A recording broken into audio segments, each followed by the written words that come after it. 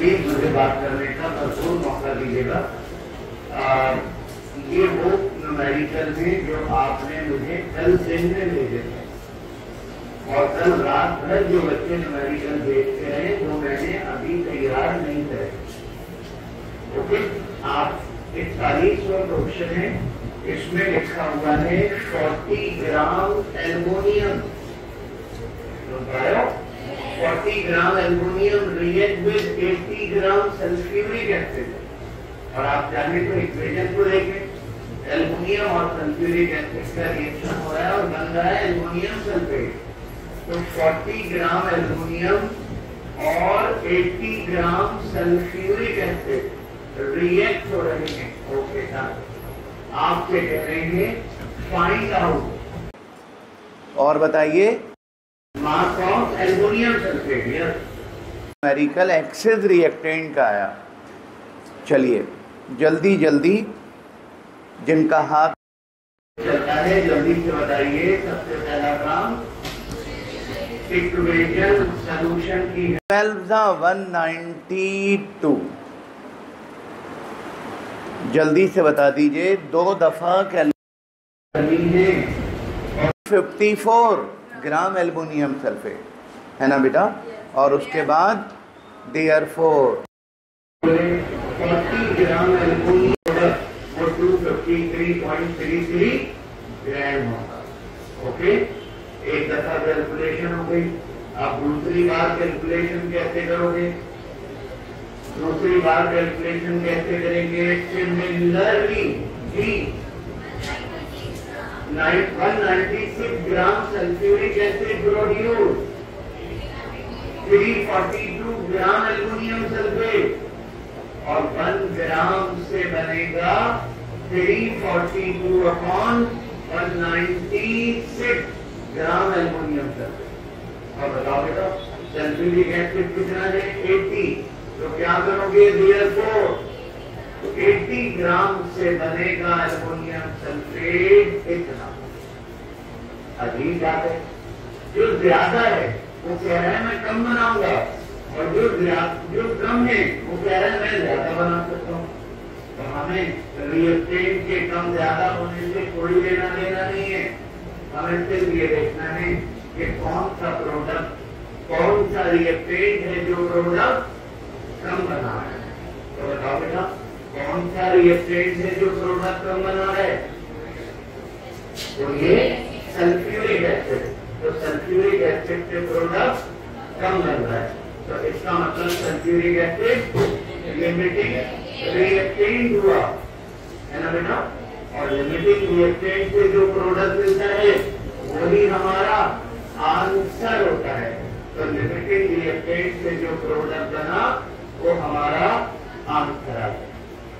अब बेटा सवाल की खूबसूरती ये है, ये निकालना, समझदारी की बात ये निकालना है। चलो खन्ना तुम्हारी जरूरत हो गई। बताओ excess reactant, limiting reactant sulphuric acid है तो लिमिटिंग रिएक्टेंट एल्युमिनियम होगा नहीं। लिमिटिंग रिएक्टेंट सल्फ्यूरिक एसिड है तो एक्सिड रिएक्टेंट एल्युमिनियम होगा। अब एल्युमिनियम एक्सिड रिएक्टेंट होगा। एक्सिड रिएक्टेंट का मतलब बचेगा। अब कितना बचेगा कैसे निकालोगे? जवाब ये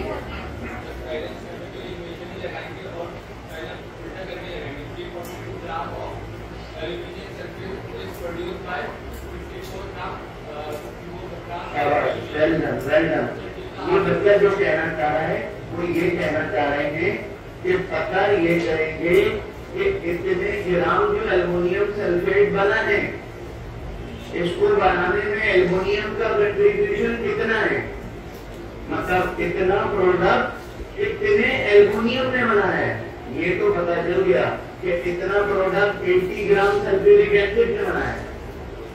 80 ग्राम सल्फ्यूरिक एसिड ने बनाया है, लेकिन अकेले सल्फ्यूरिक एसिड ने थोड़ी बनाया है। एल्युमिनियम ने भी तो साथ दिया है ना। तो एल्युमिनियम कितना खर्च हुआ इसको बनाने में वो मालूम करेंगे और कितना खर्च हुआ पता चल गया। और है कितना 40। तो 40 में से जितना खर्च हो गया वो निकाल देंगे, बचा कुचा। एक्सिस रिएक्टेंट के दो न्यूमेरिकल हो चुके हैं, एक हमारी बुक का था और एक ये नया है। ओके, आइए बात करें। ये बच्चा जो कह रहा है वो ये है कि 342 gram aluminium sulphate is produced by 54 gram aluminium. मतलब कितने ग्राम एल्युमिनियम सल्फेट बनेगा? 54 ग्राम से, और 1 ग्राम एल्युमिनियम सल्फेट बनेगा 54/342 ग्राम से। बेटा अब क्या करोगे? Therefore बताइए एल्युमिनियम सल्फेट हमें मिला कितना है? एल्युमिनियम सल्फेट हमें मिला है 139.59। तो 139.59 aluminium sulphate is produced bye 54/342 into 139.59। जब आप इसको सॉल्व करेंगे तो आंसर आ जाएगा कितना बच्चों? आंसर आ जाएगा कितना? 22.04 ग्राम। मतलब एल्युमिनियम जो खर्च हुआ वो 22.04 ग्राम है, और हमें दिया हुआ कितना था? 40। तो 40 में से जितना खर्च हो गया वो माइनस कर देंगे, तो क्या होगा? Mass of excess aluminium 40 minus 22, answer आ गया 17.96 ग्राम। खूबसूरत क्वेश्चन, हमेशा इसको खूबसूरती से प्रैक्टिस करना।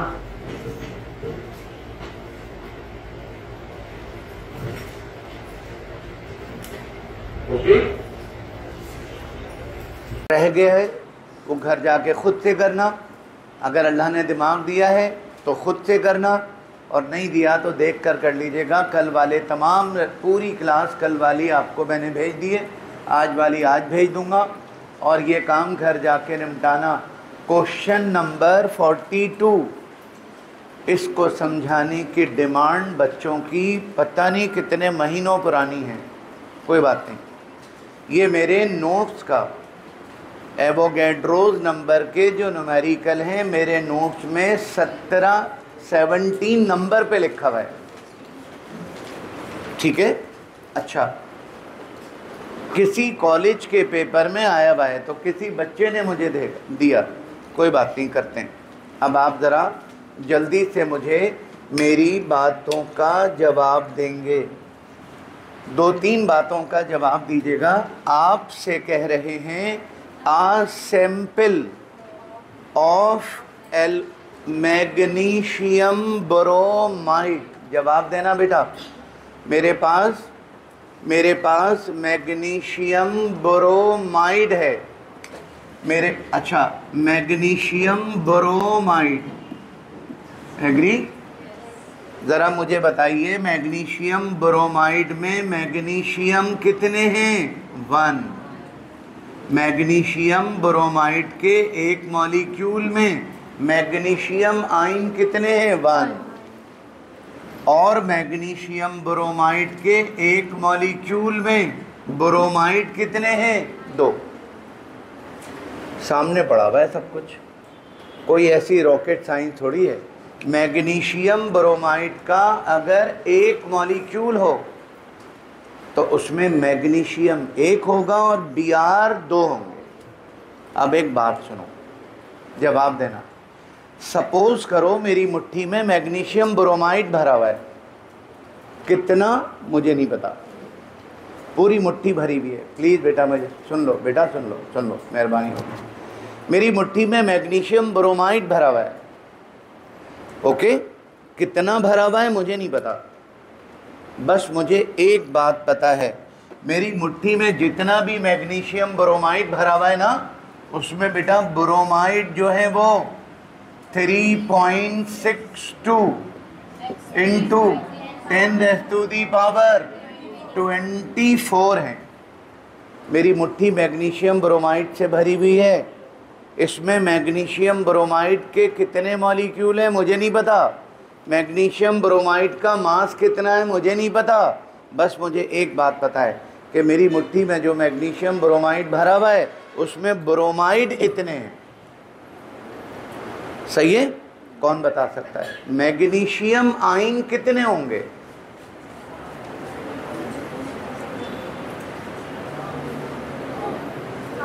मैग्नीशियम आयन कितने होंगे? इतना डर के क्यों बोल रहे हो?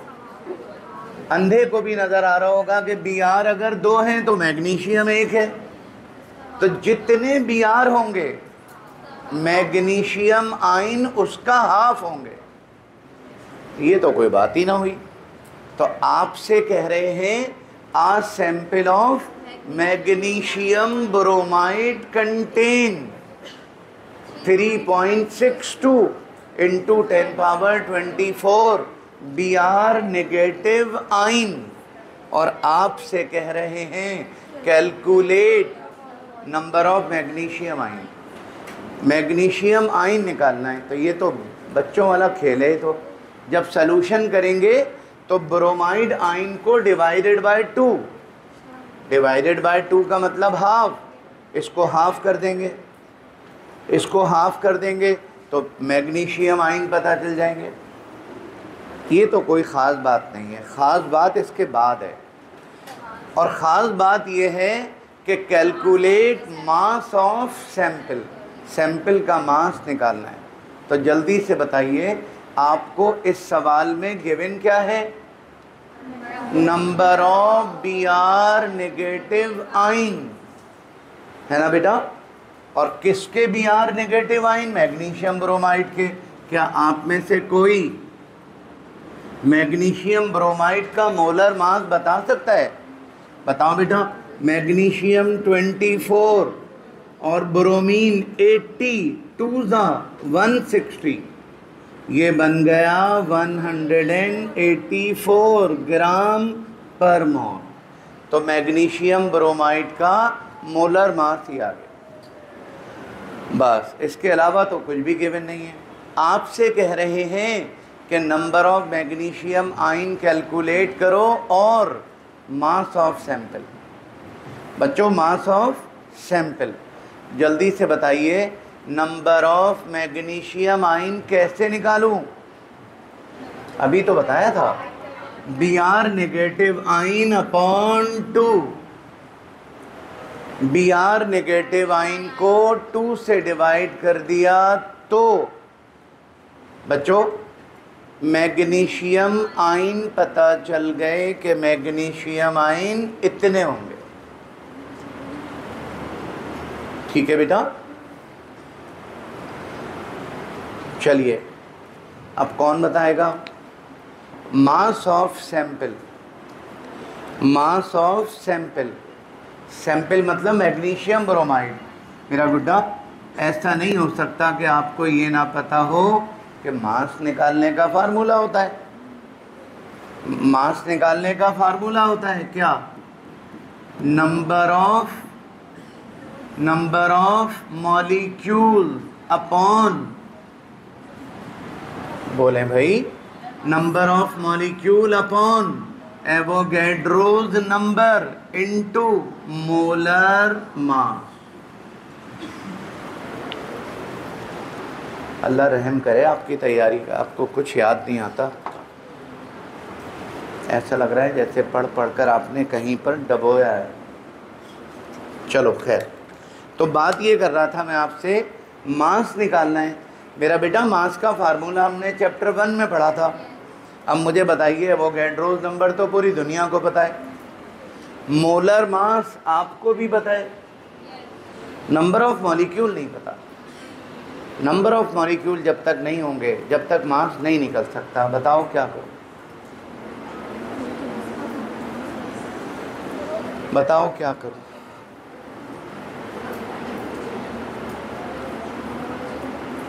समरीन, बातों में लगी रहो, बस दिमाग नहीं चलाना अपना।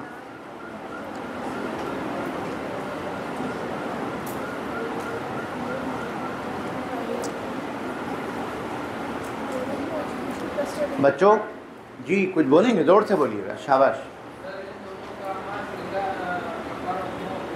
दोबारा बोलो।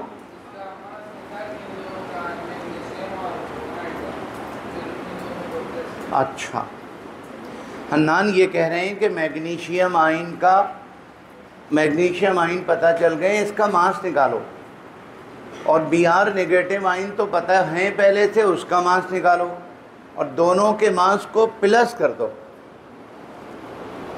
ठीक है, बस सिर्फ मुझे इनके बोलने की खुशी है, बाकी ये पागलपन की बात कर रहे हैं, दिमाग के बगैर बात कर रहे हैं, बस सिर्फ बोल रहे हैं। इतनी तारीफ मैं करूँगा। हन्नान तुम भी नहीं बोलोगे जी?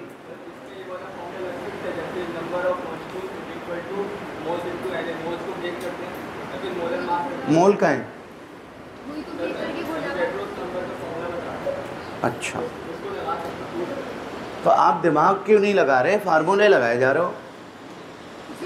चलो मेरी बात सुने, बस मैंने आपको भरपूर मौका दे दिया बोलने का, अब मेरी बात सुने। एक बात बताओ, इस इक्वेशन को देखो, इस इक्वेशन में Br नेगेटिव आयन कितने हैं? 2। तो मैग्नीशियम आयन कितने हैं? 1। और जितने मैग्नीशियम आयन हैं उतने ही मैग्नीशियम ब्रोमाइड के मॉलिक्यूल भी तो उतने ही हैं। अरे बैलेंस इक्वेशन है भाई, मैग्नीशियम ब्रोमाइड का 1 मॉलिक्यूल, तो उसमें मैग्नीशियम भी 1 और Br 2। तो मेरा बेटा Br तो आपको गिवन है और मैग्नीशियम आपने अभी अभी निकाले। मैग्नीशियम ब्रोमाइड में जितने मैग्नीशियम हैं उतने ही तो मॉलिक्यूल होंगे। तो इसका मतलब जो मैग्नीशियम आयन तुमने निकाले हैं, मॉलिक्यूल निकलाए बेटा, क्यों मेहनत कर रहे हो।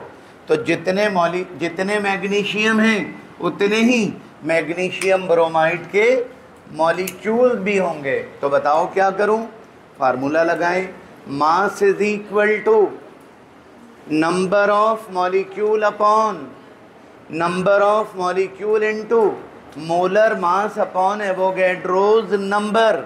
हाँ बेटा जल्दी से बता दीजिए, नंबर ऑफ मॉलिक्यूल कितने होंगे? जितने मैग्नीशियम के आयन हैं, और मोलर मास तो सवाल में ही गिवन है, एवोगैड्रोज नंबर तो पूरी दुनिया को पता है। जब आप इसको सॉल्व कर लेंगे तो बच्चों पता चल जाएगा कि मेरी मुट्ठी में जो मैग्नीशियम ब्रोमाइड भरा हुआ था वो 5.53 इंटू 10⁻² ग्राम होगा। ओके,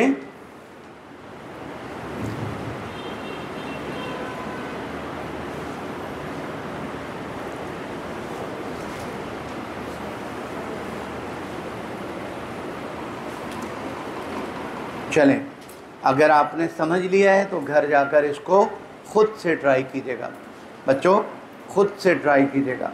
और बात करूंगा मैं आपसे 43, ये बहुत अच्छा क्वेश्चन है और 3-4 कॉलेजेस के पेपर में आया हुआ है, मेरी हेल्प करना अगर कर सको तो। इसमें लिखा हुआ है what will be the vapour pressure of 35% W/W solution. मतलब आपको 35% सॉल्यूशन का वेपर प्रेशर निकालना है। तो कम से कम इतना तो पता होगा कि सॉल्यूशन का जो वेपर प्रेशर होता है वो P होता है और प्योर सॉल्वेंट का जो होता है वो P0 होता है। तो आपको P निकालने को बोल रहे हैं, आपसे P निकालने को कह रहे हैं। और मैं ये बात आपको कल भी बता चुका हूँ कि 35% W/W mean 35 gram solute dissolved in 65 gram solvent to make 100 gram solution. शुक्र है आपको कल की ये बात अब तक याद है, कल की ये बात अल्हम्दुलिल्लाह आपको अब तक याद है।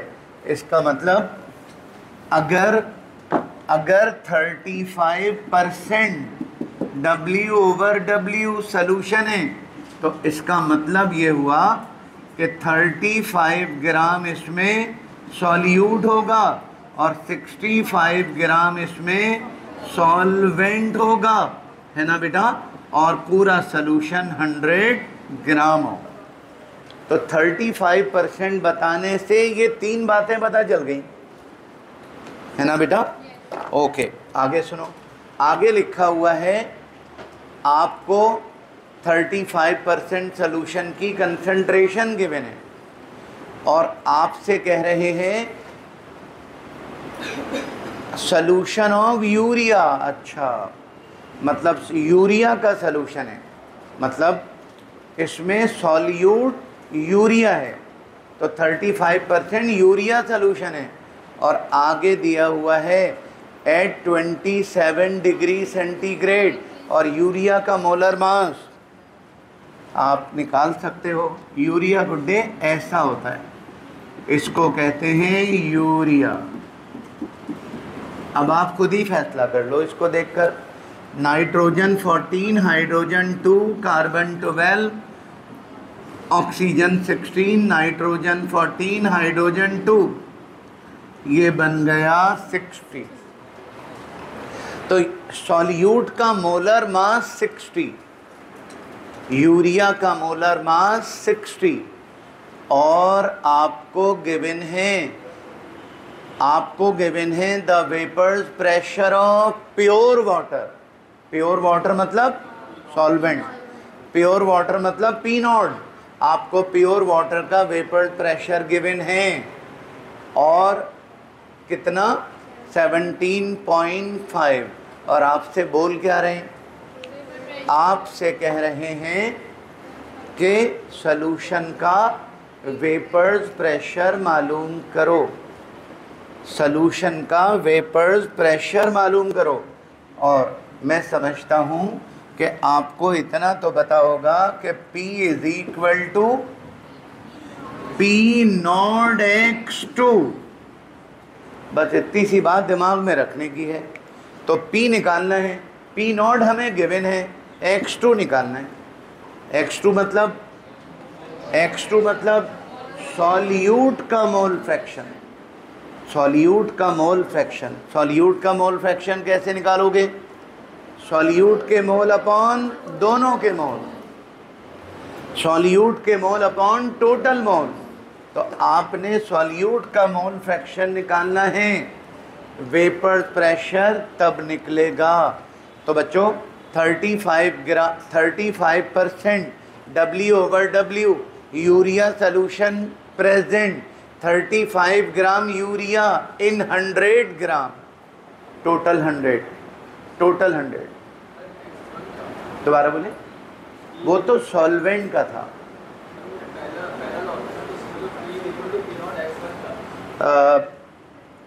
P नॉट X2 था। कोई बात नहीं, मैं आपको रॉबर्ट्स लॉ दिखाता हूँ, मेरी बात सुन लें। तो बच्चों आपको सॉल्यूट पता चल गया, अब आपको सॉल्यूट का मोल फ्रैक्शन निकालना है। ऐसे निकलेगा सॉल्यूट के मोल अपॉन टोटल मोल, है ना बेटा? अब जल्दी से बताओ सॉल्यूट का मास कितना है? सॉल्यूट का मास कितना है? ये रहा भाई 35 ग्राम, और इसका मोलर मास भाई N2 है ना, तो मोलर मास से डिवाइड करेंगे। इसका मोलर मास 60, ये तो पूरा पता चल गया। और ये कौन है? सॉल्वेंट। सॉल्वेंट कितना है? 65, और सॉल्वेंट का मोलर मास 18। तो यहाँ लिखेंगे 35/60, यहाँ लिखेंगे 65/18, और यहाँ लिखेंगे 35/60। ये मेरा गुड्डा N2 है, ये N1 है, ये N2 है। ओके, जब आप सॉल्व करोगे तो सॉल्यूट का मोल फ्रैक्शन आ जाएगा, और मोल फ्रैक्शन की कोई यूनिट नहीं होती, ये तो पूरी दुनिया को पता है। मोल फ्रैक्शन की कोई यूनिट नहीं होती, ये तो सबको पता है। तो मोल फ्रैक्शन आ गया। अब बताओ बेटा, अब क्या करेंगे? रॉबर्ट्स लॉ लगाएंगे, रॉबर्ट्स लॉ। और रॉबर्ट्स लॉ ये कहता है कि P is equal to P naught X2। मेरा गुड्डा P नॉट आपको गिवन है, X2 आपने अभी अभी निकाला है। ये लो, सॉल्यूशन का वेपर्स प्रेशर आ गया, और आपने आखिर में बता दिया कि सॉल्यूशन का जो वेपर प्रेशर होगा वो इतना होगा,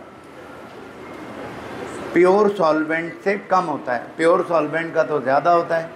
जब सॉल्यूट डालते हैं, और सॉल्यूट भी हमने कितना 35 ग्राम मिलाया है, तो इसका मतलब वेपर प्रेशर में कमी भी ज़्यादा हुई है। जितना ज़्यादा सॉल्यूट मिलाते हैं वेपर प्रेशर में कमी उतनी होती है। जी बेटा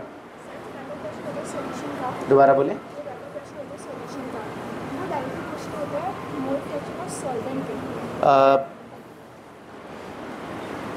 सॉल्यूशन का जो वेपर प्रेशर होता है, इनकी बात का जवाब सुन लें।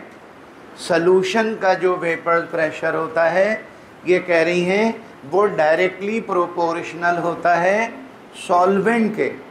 ऐसा नहीं है, सॉल्यूशन का जो वेपर प्रेशर है वो डायरेक्टली प्रोपोर्शनल होता है। शाबाश। सॉल्यूशन का जो वेपर प्रेशर है वो डायरेक्टली प्रोपोर्शनल होता है सॉल्यूट के मोल फ्रैक्शन के साथ। और लोअरिंग इन वेपर प्रेशर में कमी डायरेक्टली प्रोपोर्शनल होती है सॉल्यूट के मोल फ्रैक्शन के साथ, राइट। और सॉल्यूशन का जो वेपर प्रेशर है वो डायरेक्टली प्रोपोर्शनल होता है सॉल्वेंट के मोल फ्रैक्शन के साथ। यानी सॉल्वेंट का मोल फ्रैक्शन ज़्यादा होगा तो सॉल्वेंट का वेपर प्रेशर भी ज़्यादा होगा, और अगर कम होगा तो कम होगा। तो फार्मूला रॉबर्ट्स लॉ का देखिएगा। आप कहें तो मैं रॉबर्ट्स लॉ आपको निकाल के दिखाऊं, आप खुद जाके देखिएगा। अच्छा बच्चों, जल्दी से मेरी अगली बात सुनें। ये एक और बेहतरीन क्वेश्चन हमारा वेट कर रहा है, और ये किसी बताइए इसका नाम क्या है? इसका नाम है नाइट्रोसाइल क्लोराइड। नाइट्रोसाइल क्लोराइड की डिकम्पोजिशन हुई, नाइट्रोजन मोनोऑक्साइड बना और क्लोरीन एग्री, और क्लोरीन बना। रेट कांस्टेंट, कौन सा chapter? Rate constant for the decomposition of nitrosyl chloride is 2.48 into 10 power -2।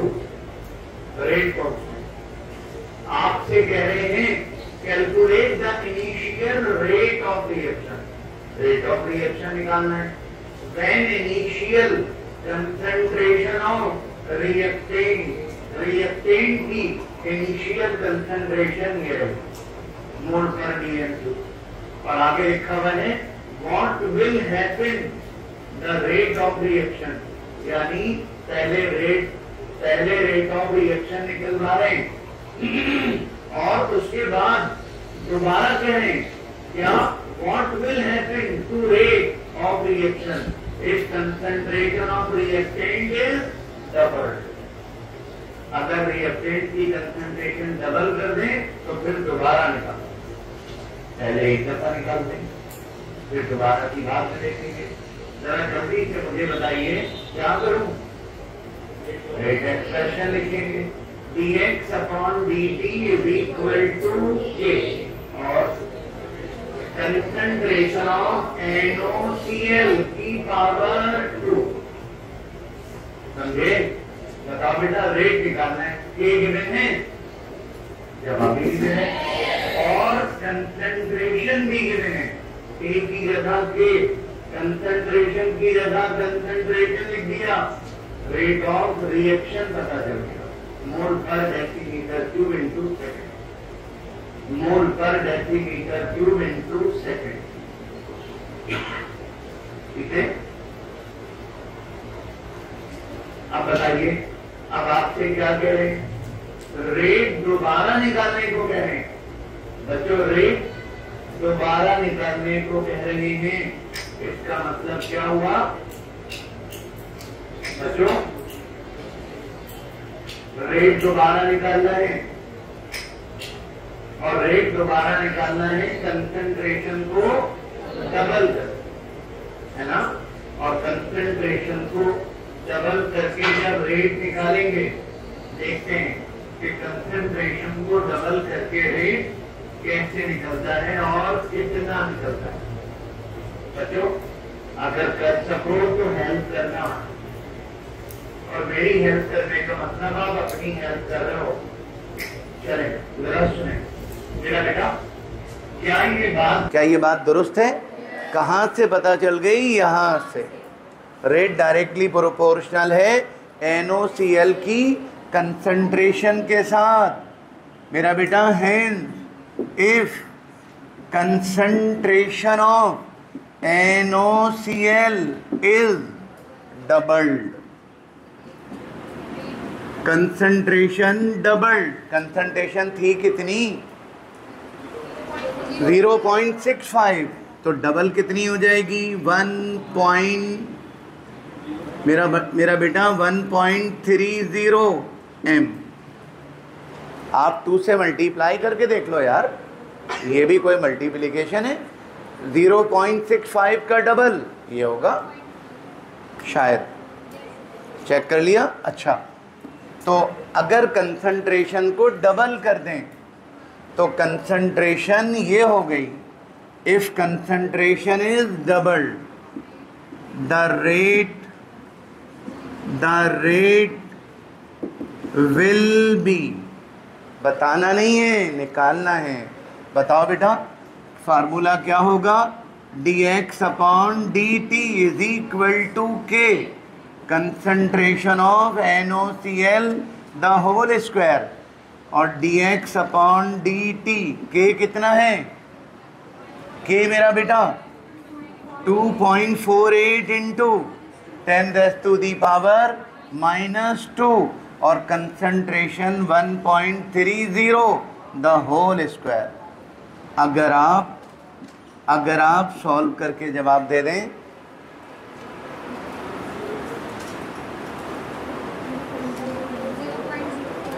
दोबारा बोलें, 0.041 यानी 4.1 इंटू 10⁻²। बताओ बेटा, बच्चों पहले रेट कितना था? इतना था। अरे पहले इतना था और कंसंट्रेशन को डबल किया तो रेट 4 टाइम इंक्रीज हो गया। क्यों? जिसकी कंसंट्रेशन पर पावर हो 2, अगर उसकी कंसंट्रेशन को डबल करें तो rate will increase by 4 time. Rate 4 time increase हो गया, है ना बेटा। तो ऐसे करके करना है। क्वेश्चन नंबर 45 बच्चों, दिल्ली कॉलेज का पेपर है ये। इसमें लिखा हुआ है aluminium chloride is used in the manufacture of rubber. Aluminium chloride इस्तेमाल होता है रबर बनाने में, होता होगा। हमारा सवाल इसके बाद शुरू हो रहा है। आगे लिखा हुआ है it is produced by allowing aluminium to react with chlorine. मतलब ये बनता है एल्युमिनियम और क्लोरीन के रिएक्शन से एट 6500 डिग्री सेंटीग्रेड। इक्वेशन दे दी, अभी तक सवाल शुरू नहीं हुआ। बताए जा रहे हैं। बताने को सवाल थोड़ी कहते हैं, पूछने को सवाल कहते हैं। अब बेटा कह रहे हैं when 160 gram aluminium react with excess of chlorine. 160 gram aluminium react with excess of chlorine, और क्लोरीन भी गिवन है 650 ग्राम। ये तो वाकई एक्सेस है। आगे लिखा हुआ है what is the percentage yield of aluminium chloride. आपको परसेंटेज यील्ड निकालनी है और आपको परसेंटेज यील्ड निकालनी है। इसमें एक छोटी सी गलती है, इसमें एक मामूली सी गलती है। वो क्या? डेटा में गलती हो गई है, मैं सही कर देता हूँ, आपको समझा भी देता हूँ। When 160 gram aluminium react with excess of chlorine, बात खत्म। क्लोरीन गिवन नहीं है, आपसे कह रहे हैं 650 ग्राम ऑफ एल्युमिनियम, यानी 650 ग्राम एल्युमिनियम बना। ये एक्चुअल ईल्ड दी हुई है, ये एल्युमिनियम क्लोराइड की एक्चुअल ईल्ड दी हुई है। अच्छा हाँ सॉरी, हमने भी तो यही लिखा हुआ है एल्युमिनियम, वो क्लोरीन नहीं है, वो एल्युमिनियम क्लोराइड की प्रैक्टिकल ईल्ड दी हुई है। और अगर प्रैक्टिकल ईल्ड दी हुई है तो फिर तो कोई मसला ही नहीं बनता। अगर प्रैक्टिकल ईल्ड गिवन है तो प्रैक्टिकल ईल्ड को ऊपर रखो, थ्योरेटिकल ईल्ड से डिवाइड कर दो, बस थ्योरेटिकल ईल्ड की कमी रह गई, बस थ्योरेटिकल ईल्ड की कमी रह गई।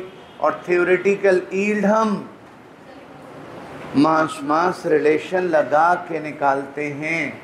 तो बताओ बेटा, जिसका मास गिवन है उसके नीचे उसका मोलर मास, और जिसका निकालना है उसके नीचे उसका मोलर मास। अब क्या करेंगे, थ्योरेटिकल ईल्ड निकालेंगे। कैसे? अकॉर्डिंग हो गया, आगे बोलो। 54 gram aluminium kilo aluminium produce 267 ग्राम एल्युमिनियम क्लोराइड। और गुड्डे 1 ग्राम एल्युमिनियम प्रोड्यूस 267 अपॉन 54 इंटू, जी बेटा ग्राम हो गया ना, आगे चलो। अब क्या करेंगे, 650 से मल्टीप्लाई कर देंगे तो हमें कितना है, अच्छा सॉरी एल्युमिनियम 160 है, तो एल्युमिनियम क्लोराइड का एक्चुअल ईल्ड पता चल गई, एल्युमिनियम क्लोराइड की थ्योरेटिकल ईल्ड पता चल गई, है ना बेटा। अब क्या करें, परसेंटेज ईल्ड डिटरमिन करने के लिए क्या करेंगे, प्रैक्टिकल ईल्ड जो हमें सवाल में गिवन है, प्रैक्टिकल ईल्ड जो हमें क्वेश्चन में गिवन है, थ्योरेटिकल ईल्ड जो हमने अभी अभी निकाली है ना भाई, 100 से मल्टीप्लाई कर देंगे तो एल्युमिनियम क्लोराइड की परसेंटेज ईल्ड पता चल गई। बहुत अच्छा रिएक्शन है, बहुत अच्छी परसेंटेज आई। मतलब 100% तो खैर कभी भी नहीं आती, आपकी भी नहीं आती 100%, लेकिन बहुत अच्छी परसेंटेज है। 80% हमें प्रोडक्ट हासिल होगा।